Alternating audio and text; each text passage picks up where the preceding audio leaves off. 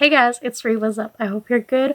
Welcome back to my channel. Welcome to what I read in October and what I want to read in November. So, if you've seen the video with my October TBR, take that, throw it out the window. I am someone who loves having a TBR, but is also a mood reader. So, yeah, that was a thing. But I think, I stayed on track. No, I didn't. Anyways, we're gonna start with what I read and then go into the TBR, which is way too many books that I'm not gonna read all of them in November, but it fits the feeling of the season. Alright, so the first things I read in October, I finished Blood and Honey and read Gods and Monsters. If you don't know, they're book 2 and 3 of the Serpent and Dove trilogy, which I started in September. So basically in Serpent and Dove, it is about Lou and Reed, who are a witch and a witch hunter, and they need to get married so she doesn't go to jail and E doesn't lose his title as the chief, the general of the witch hunters. So he doesn't know she's a witch, and things kind of go to shit, honestly. If I'm completely honest, keep the first book. Then for the second book, you can take out the middle part. And for the third book, you can take out the middle part. And it would have still been good. Because, some pieces of it, I was reading it and I was like, okay, and, cool, but whatever. Kind of thing. I gave Serpent and Dove 4 stars. Blood and Honey a 3.5. Also, the ending of this ship broke my heart, and I didn't want to read the third one because I knew I was heartbroken. But also, because of how heartbroken I was, I needed to read the third one. And I gave the third one a 4 stars. It's a big boy. It's 600 pages, I think it was. Yeah, a little bit over 600 pages. And part of the middle, we can just take it out. It went on for longer than it should/could have. One thing I didn't really like about these books is the inclusion of French. So, for someone who doesn't speak French at all, you might read it and be like, yeah, cool, whatever. French is actually my first language, and I was reading some pieces and I was like, that's not how you talk French. There's some things that I don't mind as much, the French names, Coco's name is Cosette. Then there's Jean-Luc. And then, the witch hunters, they call them the chasseurs, which means hunter in French. But sometimes there was, sentences that either Lou or Reed would say, and then, there's the translation after, they say something in French, so you just told me, blah, blah, blah, in English. But I would read the French sentences, and I would need the English translation for it to really understand what the author was trying to say. That's no good. But the story was still good. So I guess that's good. If you read Blood and Honey, when I tell you the end broke my heart, you're gonna understand it. But if you haven't read the third one, there's a little bit of a redemption-ish from what happens at the end of the second book. That made me cry. I have nothing else to say about these. Next, I read Duel with the Vampire Lord. I read it in 2 days. It's by Elise Kova, and I knew I had to pick it up because in January I read Duel with the... Is it Duel? Deal. They're right there. Deal with the Elf King and Dance with the Fae Prince. And Deal with the Elf King was my favorite book of January. And honestly, I didn't super love Dance with the Fae Prince. So I was... it was good. But I didn't super love it as I loved the first one. So I was like, what am I going to think about this?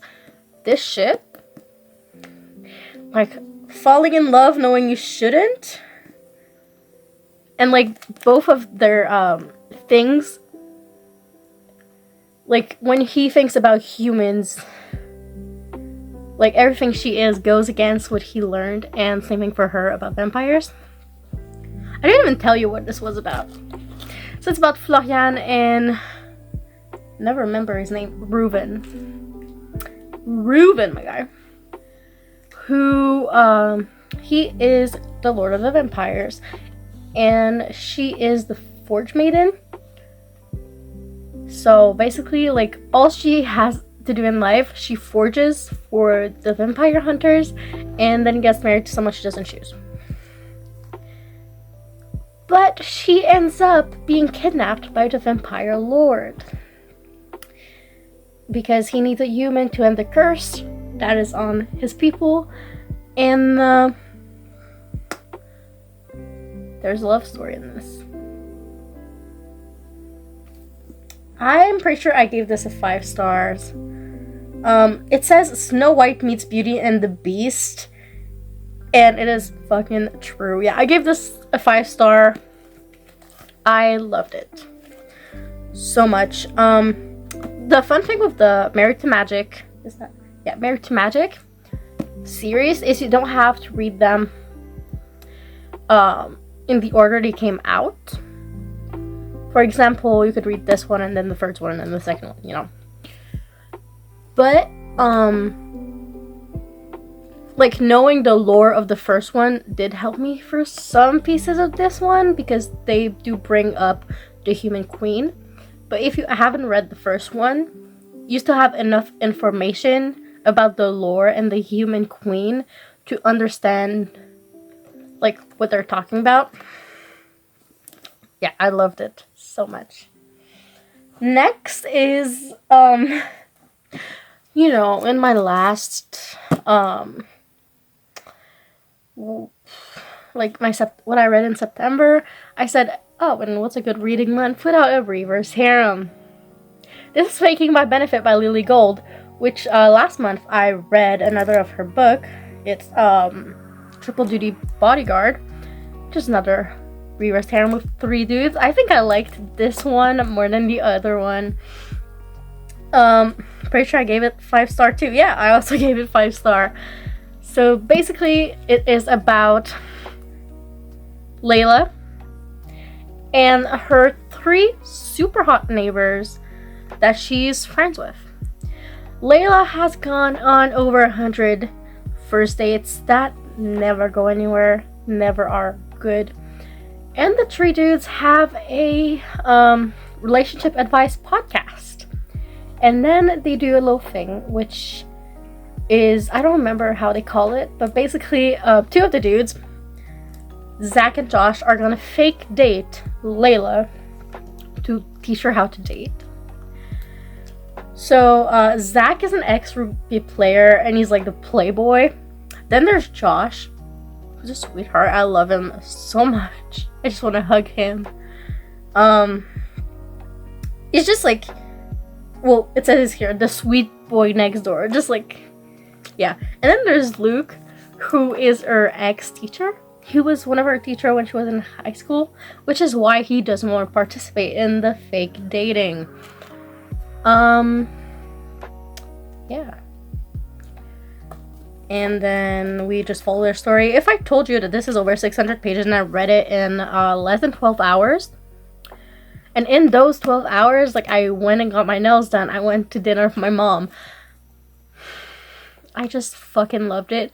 I really want to get Lily Gold's other 2 books, and she's currently writing a 3rd one. A 5th one. Next up, Kingdom the Wicked series by Carrie Maniscalco. Last year I read the 1st and 2nd one, and the 2nd one ends on a cliffhanger, so I had to get the 3rd one. So basically, I gave all of them 5 stars. It was my reread for the first 2, and they're still 5 stars, you know. So it is about, I'm gonna put that on the side. It's about Emilia, whose twin daughter, Victoria, is murdered. It happens a couple chapters in, but it's not a spoiler. It's literally like said in here. So, and she wants to summon a lesser demon to help her find her sister's murderer. Like, now I know what happens in the third one. I'm like, holy shit. And she ends up actually summoning the Prince of Wrath, Mr. Wrath himself. I love that man. It's kind of toxic, but he is a Prince of Hell, so what'd you think? So yeah, together they're gonna try to find her sister's murderer. And I really like the end papers in these books. Like, you've got the 7 circles of hell, like all the houses. You have them in all the books, except like this one is purple, second one is blue, third one is red, which just fits, you know, their color scheme. Carrie Maniscalco last year became for me a autobi author when I read like her Stalking Jack the Ripper series and then the first 2 of this one. I just know I'm gonna love everything she puts out. So, you know, we follow the murder investigation-ish in hell for the first 2. And then the third one, if you read it, you'll know. But, what the fuck? Like, the third one, I couldn't have predicted a single thing. That's how the plot went. I was just like, every time I was like, wait, what? Wait, what? Like, anyways, fucking love these. They're all 5 stars. Then, another Reaver's Harem, of course. Untamed Vixen by Luna Peters. It is a dark mafia romance. This was 3.5 out of 5 for me personally. But I know I do not love dark mafia romances as much as I used to. I'm really more into like my sweeter or supernatural romances right now. But this is about, I already forgot her name. I forgot all of their names. Holy fuck. June. Of course, the month. This is about June, who has been poor most of her life, and she ends up okay, what she thinks is a casual hookup at the bar she works at, and then another casual hookup with a dude she met in the club, and her seeing her first love again.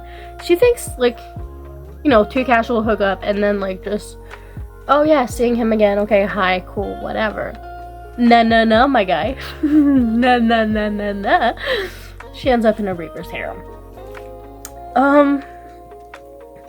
Honestly, it reminds me why I don't really read mafia romances, but it was good. It was definitely entertaining. That's how I'm gonna put it. Definitely entertaining. I liked one of the dudes way more than the 2 others. I don't know. Magnus, I loved him. He was a sweetheart. Did everything he could. But then, Cohen. Fuck you, Cohen. You know what you did. Cohen was her first love. And he thinks that, like, you know, yeah, she got heartbroken, but she got better. No, she doesn't trust people because of you, you bitch. And then there's, I just want to say Dave, but I know it's not fucking Dave. Dom. Dom is supposed to be, like, the super hot mafia boss, daddy material. He's kind of annoying. So I only liked Magnus, so. But I got that because of TikTok. So, you know, the smut TikToks will talk a little bit of, like, what happened, like, before the smut. And I was like, oh yeah, I'm gonna like that. It's a dark mafia romance. Who did I think I was? Anyways, 3.5 out of 5. If you like dark mafia romances, you're most likely gonna enjoy that. Next, I started the Twisted series by Anna Wong. The first one, I've seen people were like, oh, I gave the whole series 5-star. How did you get over Alex? Fucking hell. So, Twisted Love is about Alex and Ava. It's a best friend's brother romance. They both have a lot of trauma about their families, and yeah, he is the kind of person who hates everyone but her and Josh, who's like her brother, and he's like super rich, but will help out a friend because he needs to protect his friend's little sister. He took protecting way too seriously. The only good thing about him is what he likes in bed. Sorry, not sorry. I gave this a 3-star. But how it ended with Riss and Bridget made me really want to read the second book. I bought the 4 of them because they go together. And I hated I not hated, but you know, that bitch Alex was annoying as fuck, and he was a bitch. And then I picked up the second one with Bridget and Riss. My babies. They're doing the best they can with what they have been dealt. I gave that one a 4.5 out of 5. First of all, Riss is an angel, okay? He's doing his best he can. And Bridget, oh baby, like I loved both of them so much. I loved the plot with like the law, and also like it is a bodyguard and princess romance. So who doesn't love a good bodyguard romance? And one thing I saw that people didn't like is in part 1 all of the time jumps. But when you open the book, okay, you know, there's like normal papers, some content warning because sex and profanities and stuff, and it's written, this story takes place over 4 years, includes several time jumps, especially in part 1. So like, it says it. I'm sorry, I didn't mind the time jumps because I was focused on a relationship and I loved it a lot. So, this is all that I completed in October. And I also started Young Blood by Sasha Lawrence. It is about these 2 girls, Kat and Taylor, who are vampires. And they go to a vampire academy. Kat is a poor student who has never actually grown up with other vampires and just moved around a lot as a kid, except for the 3 years she spent with Taylor's family. So basically her mom and her were living in the guest house of Taylor's family, and they were best friends. And then everything changed and Kat moved again. Taylor is from a rich family. Yeah. Anyways, it is sapphic vampires in an academy, and from what I know, like I'm not that far into it, so like I don't know, like really, like I'm 150 pages into it, in like 400. So, but from what I've seen in like the flap, they're gonna discover some stuff about the academy, or about Emma, which is a blood substitute that they drink because humans have a disease that if vampires drink their blood, they will die. Yeah. So that's all I read. And honestly, I read more than I thought I would. Even though I took my whole TBR and just noped it out the window. So, let's go to my extensive, that's the right word, November TBR. Now, there's no particular order about how I want to read them except the first 5 books. So after Youngblood, I want to read Twisted Hate and Twisted Lies, which are the 2 books I have left in the Twisted series. Oh my god, it's about Josh and Jules. Wait. I didn't know who this one was about. I just knew it was Jules' story. It's about Josh and Jules. Oh, I know that's why it's called Twisted Hate. Holy shit. So this is basically a best friend's brother, kinda. And they go in a friends with benefit relationship. And of course, they're gonna fall in love. How the fuck do Jules and Josh end up in a friends with benefit relationship?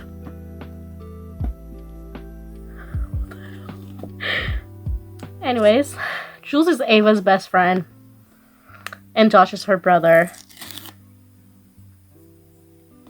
So, we're gonna see how that goes.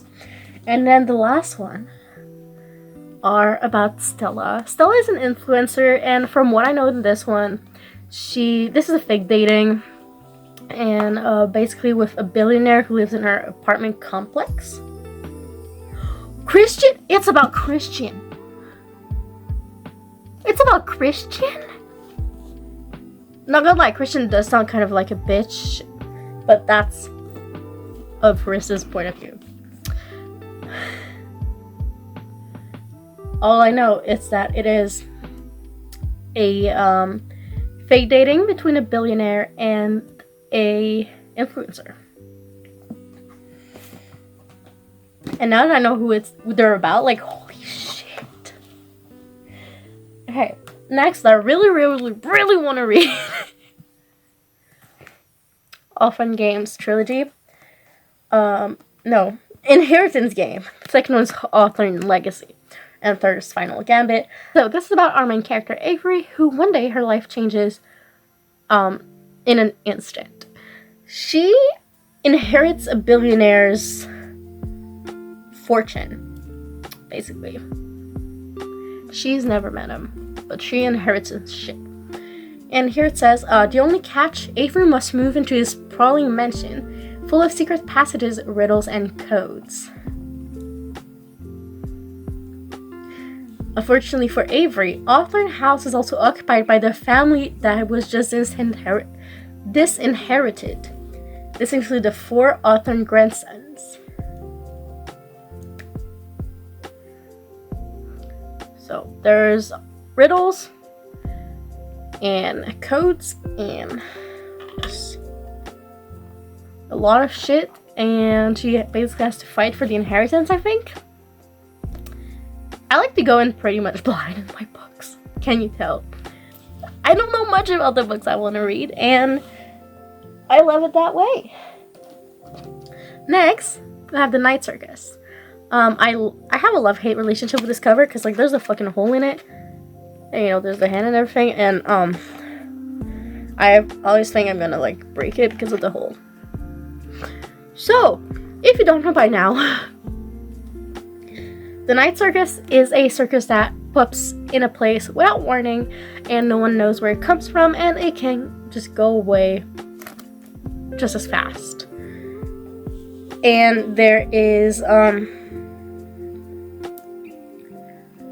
duel between 2 young magicians, Celia and Marco, who have trained since childhood expressly for this purpose by their instructors. And apparently it is at high stakes. I think there's a love story between these 2 characters at some point. I don't know. I just know apparently it's very good, and I feel like it fits November.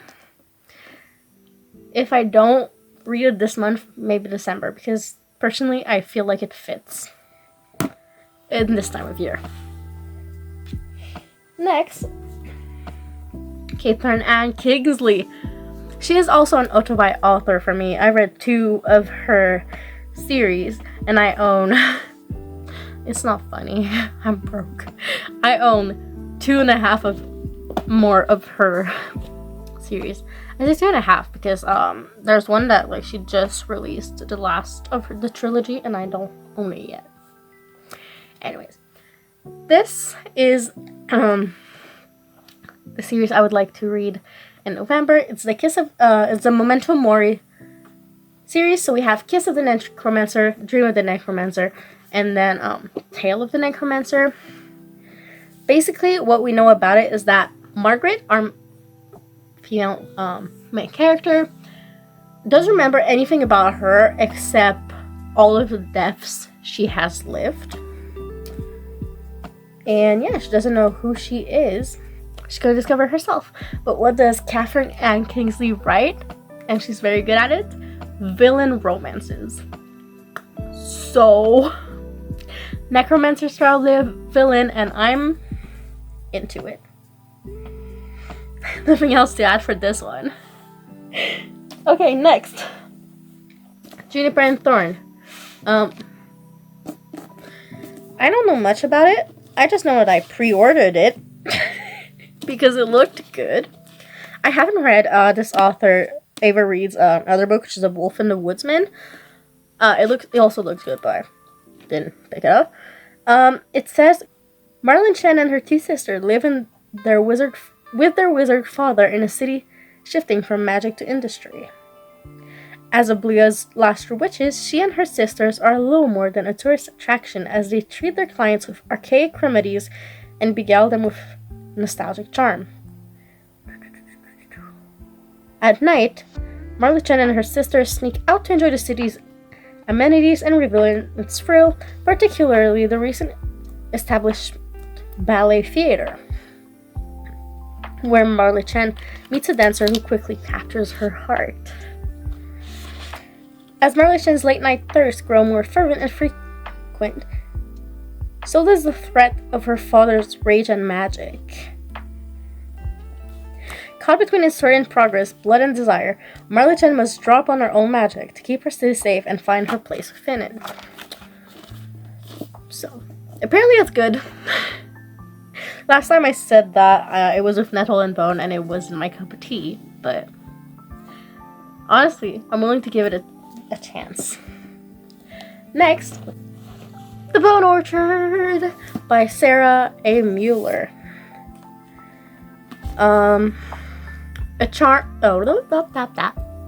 Charm is a traitor, a witch, a whore, a prisoner, a survivor, and now she must also solve the Emperor's murder. So, basically, all I know is that the Emperor is killed, and Charm, who, has nothing to do with anything, must solve the murder to know which of the Emperor's son killed him, so he can inherit the throne? Question mark? That's what I've heard, and honestly, as I said, I like to go in blind with my books, and I'm interested in finding out, what the hell happens. Next, I have so many books. We have Jar of Heart by Jennifer Illier. It's a thriller. I like a good thriller, but I just don't read them enough. So, basically, one of the popular girls in school, Angela Wong, disappears, and no one hears from her ever again. Not even her best friend, who is Georgina. And not Kaiser, who was close with the 2 girls. And it says, 14 years later, Angela's remains are discovered in the woods near Gio's childhood home. Who is Gio? I have no idea, if you ask me. Kaiser, now a detective for Seattle PD, finally learns the truth. Angela was a victim of Calvin James. To the authority, Calvin is a serial killer, but back in high school, he was Gio's first love. Turbulent and volatile, their relationship bordered on obsession from the moment they met up until the night Angela was killed.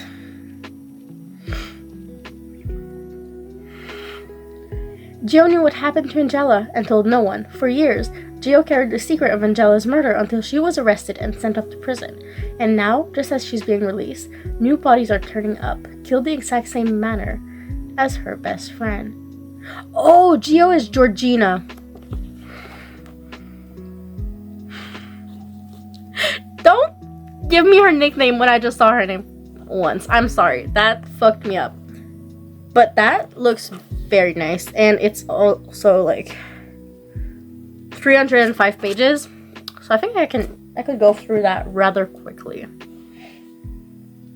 Next, are you ready for LGBT witches?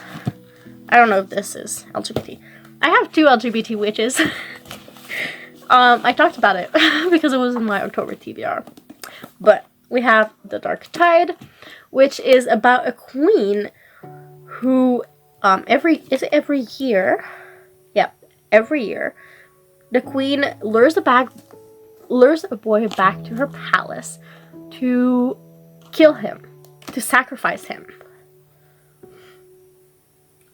And Lena, who is our main character, is convinced that her brother is going to be the next boy to be taken.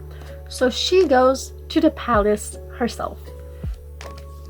And apparently, there is a love story between Lena and the queen. Then we have Witches of Ash and Ruin, which is about our main character. What's her name? Dana, who now has some somatic OCD, which is the aftermath of being outed as a bisexual in her conservative Irish town. The return of her long absent mother, who barely seems like a parent. All that really matters to her is ascending and finally becoming a full witch. Plans that are complicated when another coven, rumored to have a sordid history of black magic, arrives in town with premonitions of death. And then, Dana gets in the middle of that. And then a witch turns up murdered at a local sacred site along with the blood symbol of the Butcher of Manchester, an infamous serial killer whose trail has long gone cold. The killer's motives are enmeshed in a complex web of witches and gods, and Dana and Maynard, they find themselves at the center of it all. But if they don't stab the butcher, one of them will be next. So, serial killer, LGBT, witches, mental illness. This shit has it all. Also, the cover,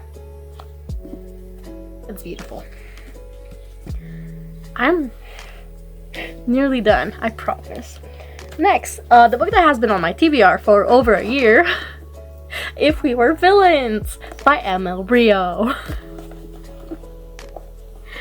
So there's, how many of them? 7. 7 friends who are all in the theater group, and one of them turns up murdered, and a decade later, Oliver Marks, who is the one who was put in jail for the murder, is now released, and the detective wants to know the truth, and after 10 years, Oliver is finally ready to tell it. Yeah. And apparently it's written in acts, and there's a lot of, and scenes and stuff, and there's a lot of Shakespeare, and I don't know a lot of Shakespeare, but I'm still gonna try to enjoy it as much as I can. They're all falling. Don't mind us. More witches! So, this is about a witch academy.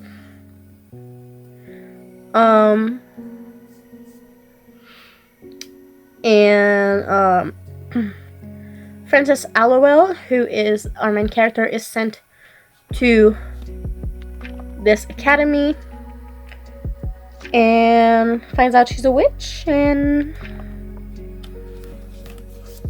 yeah, that's all I want to know. That's all I need to know. Next, we have Mrs. Death, which is about Death herself, who is tired of being deaf. Also, again, papers in this. And Wilford, who is a young writer, and then writes down all of the story of Mrs. Death. Honestly, I don't want to know any more of this. And it's like kind of interview style, and there's some poems, and it just looks very interesting. And last but not least, that's way too many books, I have Book of Night by Holly Black. I really like Holly Black's writing. I've been reading Holly Black since I was probably like 8 years old with the Spiderwick series. So yeah. So Book of Night is about shadow witches, is it? Yeah, about shadow magic. And honestly, the main character is determined to survive, and that's all I know. Yeah, she tries to survive against people who also have shadow magic, question mark. I don't know. People love it or hate it, but I really want to read it. So, that's what I read in October and my November TBR. I hope you enjoyed. What is the book you really want to read the most this month? Let me know. Personally, it's the Inheritance Game trilogy. I'm very excited for it. And I hope you have a good rest of your day, and I'll see you in my next video.